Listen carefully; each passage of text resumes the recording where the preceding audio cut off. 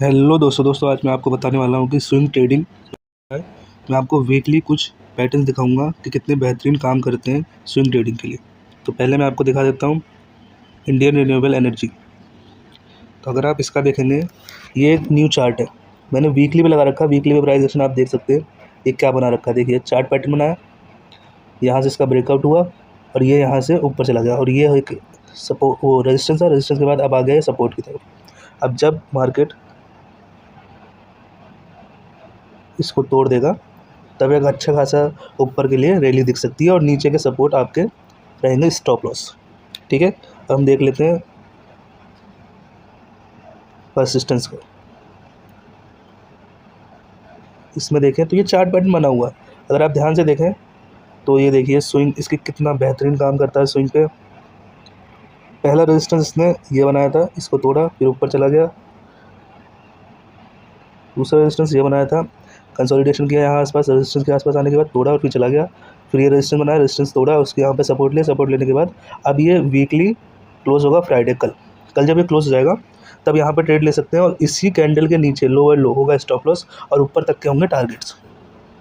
तो जहाँ तक चलता रहेगा अगली कैंडल के लोअर लो स्टॉप लॉस की तरह बनाते हुए आगे तक चलते रहेंगे। और ये है वीकली चार्ट। तो आप देख सकते हैं ये चार्ट पैटर्न भी बढ़िया बन रहा है। आप देख सकते हैं प्रॉपर प्राइस एक्शन है। रेजिस्टेंस तोड़ा, रेजिस्टेंस तोड़ने के बाद सपोर्ट पे, सपोर्ट पे वहाँ बनाने के बाद अगला रेजिस्टेंस यहाँ से तोड़ते हुए ऊपर के लिए चले जा रहा है। तो अब हम देख लेते हैं तीसरा।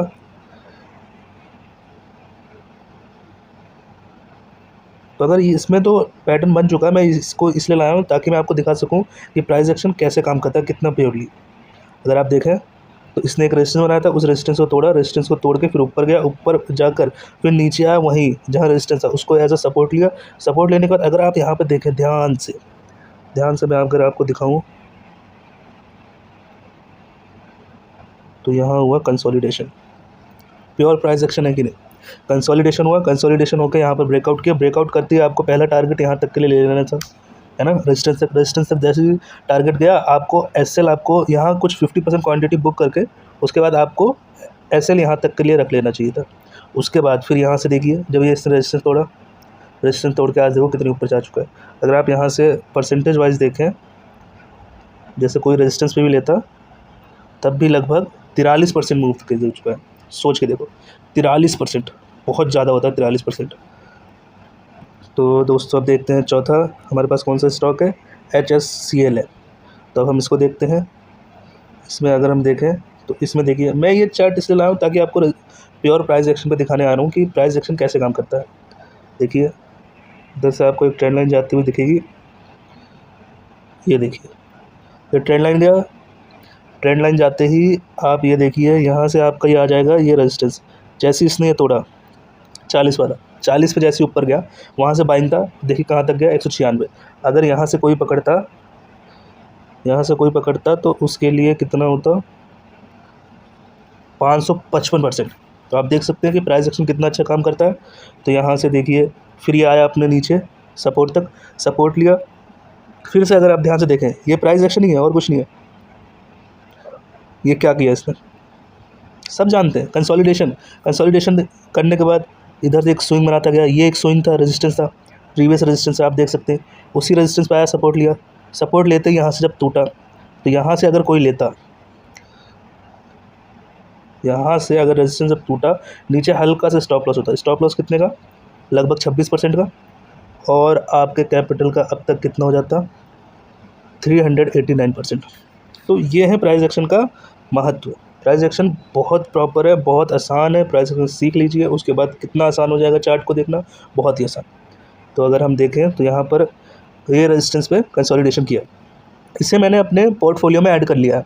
जब ये रेजिस्टेंस टूटा था 400 के करीब, तो मैंने इसे 400 पे लिया। अभी 524 चल रहा है, तो मेरे अभी लगभग मेरा कितना परसेंटेज दे चुका होगा, अगर आप ध्यान से देखें तो लगभग मेरे को 35% तो दे ही रहा है यहाँ से। तो अब मैं स्टॉप लॉस कहाँ रखूँगा? स्टॉप लॉस अभी मुझे अगर प्रॉपर देखूँ तो एक मुझे ये लगता है कि ये एक स्विंग था, स्विंग ये बना 490 के बाद एक छोटा स्विंग बनाया 440। मुझे 440 पे स्टॉप लॉस ले लेना चाहिए।